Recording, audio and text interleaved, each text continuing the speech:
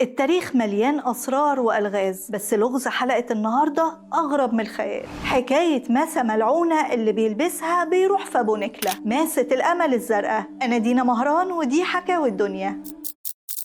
سنة 1958 وصل ساعي البريد جيمس تود صندوق أو طرد لمتحف سميثسونيان في واشنطن في الولايات المتحدة الأمريكية، واللي فيها الماسة الغريبة دي. ومن وقتها أحداث غريبة جدا ابتدت تحصل له، بس الأغرب الأحداث التاريخية الغريبة جدا اللي يقال إنها حصلت بسبب الماسة المشؤومة دي، واللي اتعرفت باسم ماسة الأمل زي ما اتكتب عنها في مقالات في جرايد إنجليزية شهيرة زي ذا إنسايدر ونيويورك تايمز وغيرهم بين سنة 1908 و 1911، واللي اتحكى فيها تاريخ الماسة الغريبة دي، واللي بيرجع أصلها للعين الثالثة للآلهة الهندوسية سيتا زوجة الإله راما. ويقال إن الماسة دي موجود عليها لعنة، وبالرغم من القصة دي سرقها جواهرجي هندي بين سنة 1666 و 1668 لحد ما وصلت لإيد الجواهرجي الفرنساوي المشهور جان تافريني، اللي باعها قبل وفاته للملك لويس ال14 اللي توفى بسبب الغرغرينة، عشان تروح بعدها لواحد من رجالة لويس ال14 كان اسمه نيكولاس فوكت، اللي لبس الماسة وبعدها بفترة قصيرة يتم اتهامه بالخيانة ويتحبس ويتعدم، ويرجع العقد اللي فيه الماسة للوريث الشرعي للويس ال14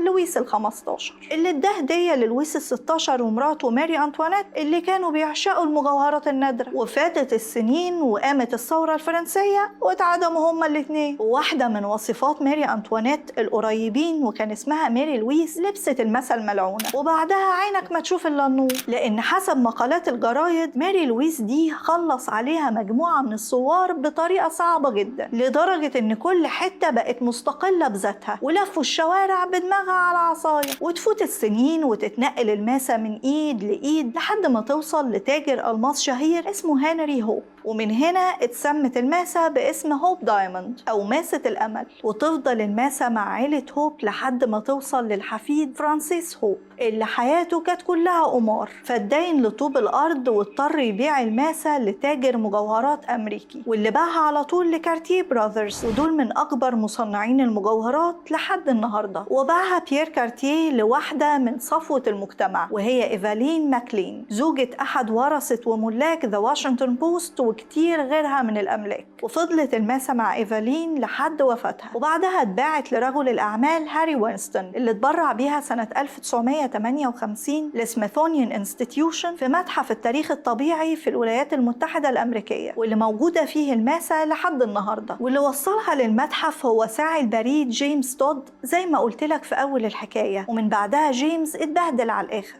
عمل حادثة بالعربية ومراته توفت وحتى بيته اتحرق. وبسبب كل الحكايات دي واللي اتكتبت على ايد اشهر الصحفيين في اشهر الجرايد، سميثونيان انستيتيوشن او المتحف اللي موجوده فيه الماسه عمل دراسات موسعه حواليها عشان يعرف هل هي الماسه اللي مفقوده من ايام الثوره الفرنسيه ولا لا، وهل موضوع اللعنه ده والاحداث اللي حصلت بسببها ولا صدفه. وتوصلوا ان الماسه كانت في الاصل حوالي 114 قيراط، وغيروا كل تصريحات الجرايد بخصوص الماسه. فمثلا حسب التقرير ان جان تافرينيه اشتراها من منجم كولر في الهند وباعها للملك لويس ال14 مع ماسات وجواهر تانية، وحولها الملك لماسة أصغر وسماها ذا فرنش بلو واللي معناها الأزرق الفرنسي. وسافر تافرينيه لروسيا وبعدها توفى بشكل طبيعي في سن 84 سنة، وبعدها انتقلت للويس ال15 اللي شالها في الممتلكات الملكية، ومن بعده راحت لأخوه لويس ال16. وبعد ما اتحكم عليه هو ومراته بعد انتهاء الثورة الفرنسية سنة 1799 اتعرض المستودع الملكي للسرقة، والفرنساويين وقتها قدروا يرجعوا كل المجوهرات ما عدا الماسة. والغريب ان التقرير ما جابش اي سيرة لوصيفة ماري أنطوانيت اللي خدت الماسة على حسب ما المقالات كانت بتقول. وسنة 1812 ظهرت الماسة من جديد مع تاجر ألماظ من لندن اسمه دانيال أليسون، وهنا ابتدى يظهر السؤال حوالين هل الماسة دي هي اللي كانت مفقودة من ايام الثورة الفرنسية ولا لا.